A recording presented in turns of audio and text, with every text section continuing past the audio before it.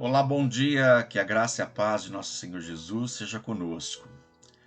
Iniciaremos os nossos devocionais com base no livro de Reis e tal como o livro de Samuel na Bíblia hebraica, 1º e 2º Samuel tratava-se de um único compêndio, um único livro. Reis é semelhante. Na Bíblia hebraica também só existe um único livro e na nossa Bíblia ocidental dividida em 2 volumes, assim como também Crônicas. Vamos nos concentrar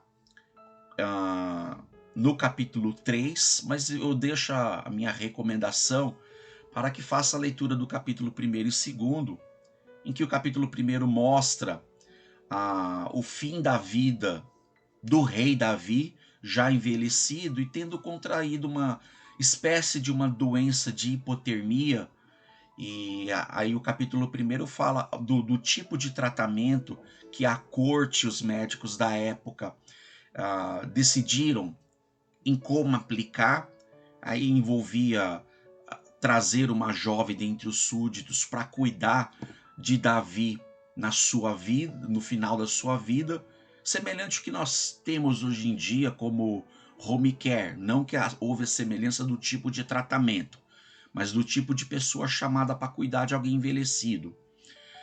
Com isso também vemos que o rei já envelhecido, debilitado, pela lógica do contexto entre os reis, entre as nações, o sucessor que se esperava seria o filho mais velho. E até então, o filho mais velho, depois da morte de Aminon e Absalão, seria Adonias.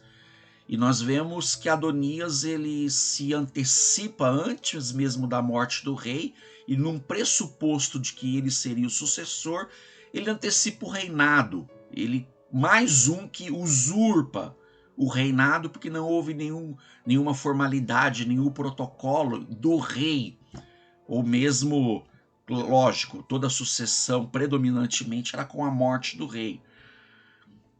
Mas antes mesmo de Davi morrer, ele já tinha deixado, Deus já havia falado no seu coração de que o sucessor seria Salomão. Davi sabia disso e a própria mãe de Salomão, Batseba, sabia disso. Assim, era notório, mas Adonias quis se antecipar e evitar qualquer ato de formalidade. Ele usurpou momentaneamente. Mas no capítulo 2 nós já vemos o Davi, Natã, Batseba, todos conversando e ajustando, e houve a formalidade em que, embora Davi não pudesse sair da sua cama, ele deixou orientações para o sacerdote Zadok, para o profeta Natã, de conduzir Salomão na mula real, o cavalo real, né? E conduzi-lo até Gilgal e ali ungí-lo o rei, tocar a trombeta, anunciar para todo o Israel de que Salomão havia sido coroado. E com isso, Adonias já tinha também feito o seu esquema de reinado, e ele estava inclusive dando uma festa, tendo feito lá aquela churrascada, enquanto chegou notícias de que na outra cidade, em Gilgal, Salomão estava formalmente coroado rei. Então ele já viu que perdeu. Quem estava nas festas ali, ouviu a notícia, já saiu disperso. Não, opa, vai sobrar para mim. Adonias se antecipou e eu no meio dessa festa aqui também. Deixa eu sair de fininho, porque está declarado, decidido, Salomão é rei. E Salomão, um menino, um jovem ainda, ele assume o reinado.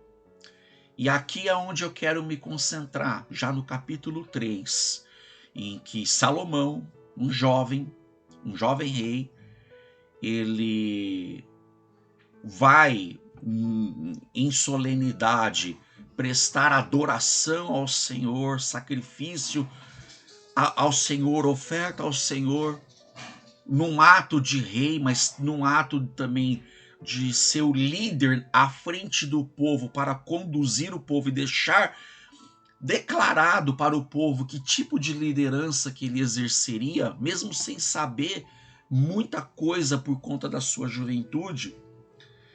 Depois de fazer a adoração, estando ainda no local de adoração, passando a noite ali na cidade, em sonho, Deus aparece para Salomão e lhe diz, mas antes de que eu diga o que Deus disse, deixo aqui a frase que é o assunto e o pedido de Salomão.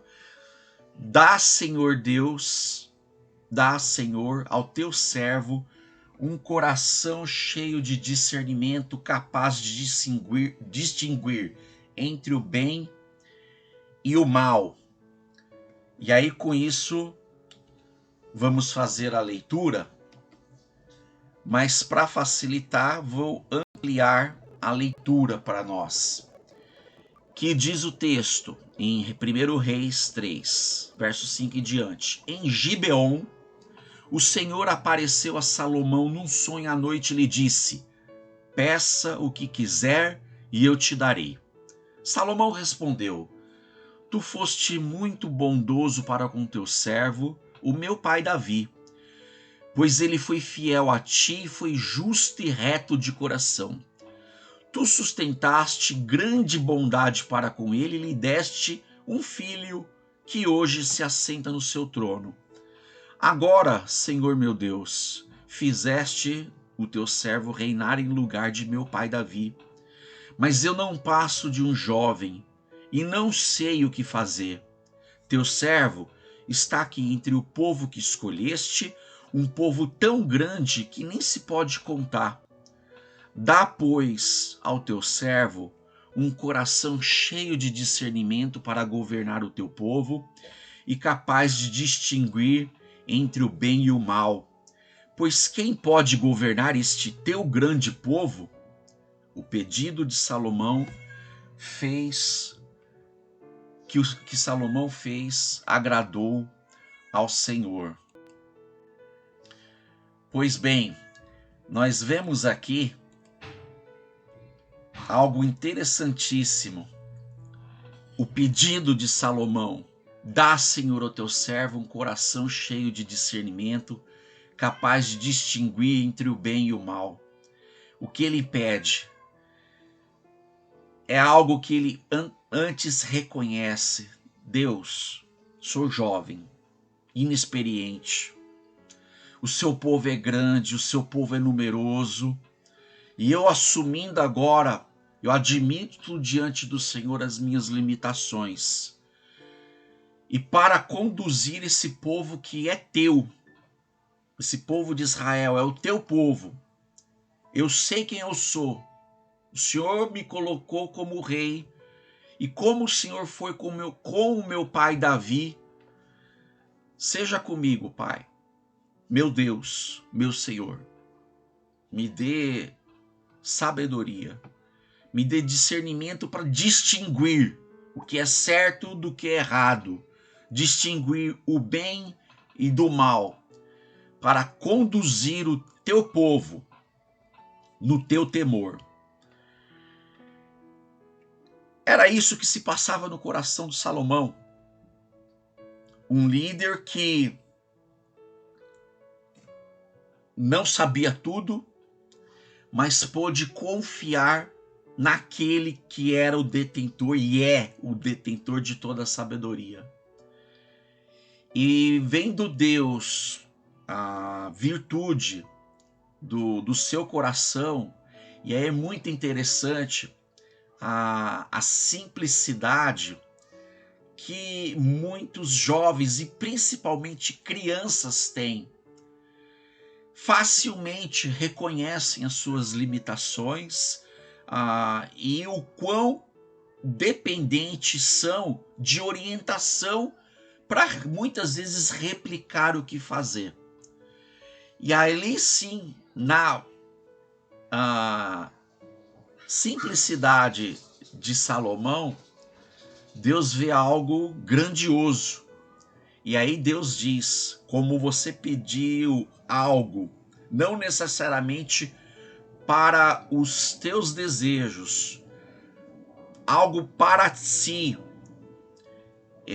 eu vou conceder o que você pede, eu vou te dar sabedoria, vou te dar discernimento, e aquilo que você não pediu, darei.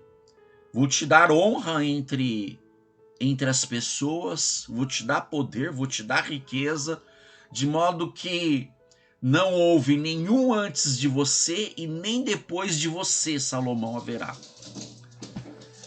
E Deus assim o fez. Claro que o único sábio depois de Salomão que foi mais sábio que ele foi somente Jesus Cristo, o Deus conosco, o Deus Emanuel. Mas aquém de Jesus, além de Jesus, não houve outro senão Salomão, reconhecido pela sua sabedoria conforme a sua palavra. E interessante pensar que sempre quando, já disse isso outras vezes, quando olhamos para a palavra de Deus e pedimos, Deus, que as Escrituras, a Bíblia, a Tua palavra, venha falar aos nossos corações, Deus, por meio do Espírito dele, do Espírito do Senhor, faz com que nós busquemos a aplicação para as nossas vidas e somos desafiados a olhar para as virtudes de pessoas que virtuosamente andaram na presença do Senhor, e mesmo que estas mesmas pessoas tenham cometido deslizes, pecados, esse mesmo Espírito também nos dá o discernimento para separar o bem do mal, para que venhamos a reter em nossos corações e em nossas vidas o que é bom e aplicar na vida. Todos os homens do passado, e tal como Davi, chamado pelo próprio Deus, o homem segundo o meu coração, Salomão, tendo visto isto na vida do seu pai, um homem reto, ele cometeu os seus deslizes, os seus pecados que até mesmo muitos de nós jamais viremos a cometer na vida, mas havia nestes homens, nessas mulheres, uma disposição de coração que, mesmo em meio ao erro, ao pecado, tinha uma disposição de se quebrantar, de se humilhar, de reconhecer genuinamente onde erraram e retomar o caminho da virtude, o caminho da piedade, o caminho do temor ao Senhor. E Deus, como a Bíblia fala que ele é infinito em graça, infinito em misericórdia, compassivo, benevolente, Deus não rejeita nenhum coração quebrantado e arrependido. Ele não rejeita. Ele garante o seu perdão. Claro que, por toda a nossa conduta errada diante de Deus, vamos sofrer consequências. Mas temos a certeza de que somos abraçados por Deus, acalentados, acolhidos por Deus, porque Ele é um Deus amoroso e misericordioso. Salomão, na sua juventude, vendo tudo isso e vendo a grande responsabilidade que ele tinha para conduzir esse povo, pediu sabedoria e pediu bem. E porque pediu bem, ele recebeu. Já parafraseando o que Deus muitas vezes falou pela boca de Tiago, né? Há avessas disso, Tiago, de uma forma negativa, fala: pedis e não recebeis, porque pedis mal, para gastardes em vossos deleites e prazeres na vida. Mas o oposto se aplica. Quando pedimos bem, pedimos para aplicar o coração, as intenções de Deus nas nossas vidas, até mesmo para as nossas situações pessoais, cotidianas, corriqueiras, Deus nos agracia. E Deus agraciou Salomão com riqueza, com poder, mas também dando-lhe a sabedoria necessária para conduzir o seu povo com virtude.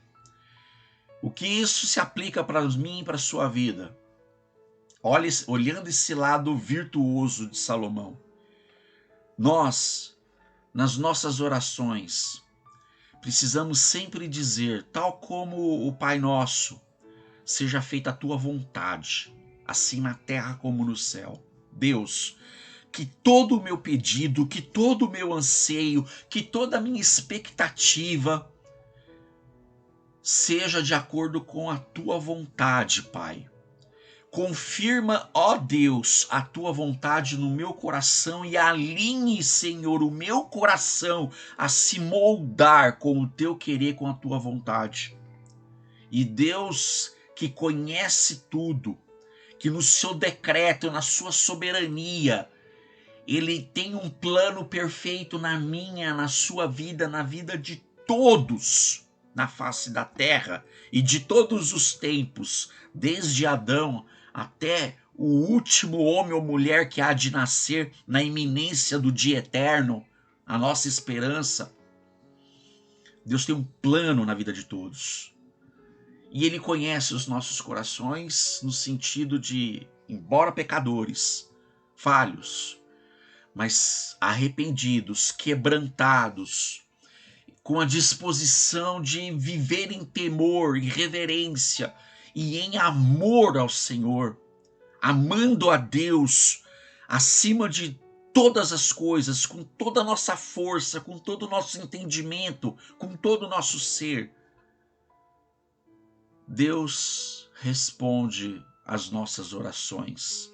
E aí é onde também Tiago diz que a oração do justo pode muito em seus efeitos. O justificado, não justo por essência, porque o justo por essência é Cristo Jesus, mas a sua justiça ela é imputada a nós quando cremos nele como o nosso Salvador, o nosso Senhor, o nosso Mestre, e que a sua obra perfeita pôde transferir dele a nós a justiça que foi suficiente para pagar por nossos pecados. Um coração sábio, Deus não rejeita. Peça a Deus sabedoria que dá a todos liberalmente.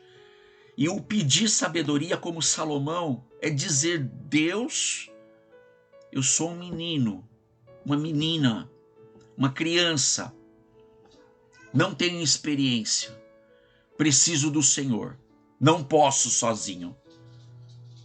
Me dá, ó Deus, discernimento, sabedoria, para distinguir entre o bem e o mal, para que eu viva na tua presença, agradando-te, servindo-te e conduzindo o teu povo que me cerca, a minha família, os meus amigos, os meus irmãos e irmãs da tua família, a igreja do Senhor, para que eu conduza com as habilidades, os dons, os talentos que o Senhor me confiou para te servir, servindo pessoas. Não posso, ó Deus, fazer isto sozinho. Eu necessito do Senhor, da tua ajuda, do teu amparo e de que o Senhor sempre esteja à minha frente. Esse foi o pedido de Salomão. E esse deve ser o meu e o seu pedido para que vivamos numa atitude agradável diante de Deus e que só tem a beneficiar as nossas vidas, as vidas de todos e todas aqueles e aquelas que nos cercam e principalmente agradar ao Senhor, que é o sacrifício vivo, puro e agradável. Peça como Salomão, dá, Senhor, ao teu servo, à tua serva, um coração de discernimento, de sabedoria, capaz de distinguir entre o bem e o mal. Soberano Deus, amado Pai, obrigado, Senhor, por mais esse dia. Obrigado, Senhor, por deixar registrado esta visão, este sonho que o Senhor deu a Salomão e o pedido que ele fez na tua presença, e que seja, ó Deus, o meu pedido, o pedido da minha irmã, do meu irmão, de amigo e amiga, de todo aquele e aquela que reconhece suas limitações, sua pequenez, que como crianças dependem exclusivamente de Ti, ó Pai Celeste. Ajuda-nos, Senhor, a viver uma vida que Te agrade, para a honra do Senhor e cuidando de pessoas, Senhor, amando e cuidando. Obrigado, Pai, continue conosco. É a minha oração. Em nome de Jesus, amém. Que Deus te abençoe. Peça a Deus sabedoria e Ele dará. Em nome de Jesus, amém.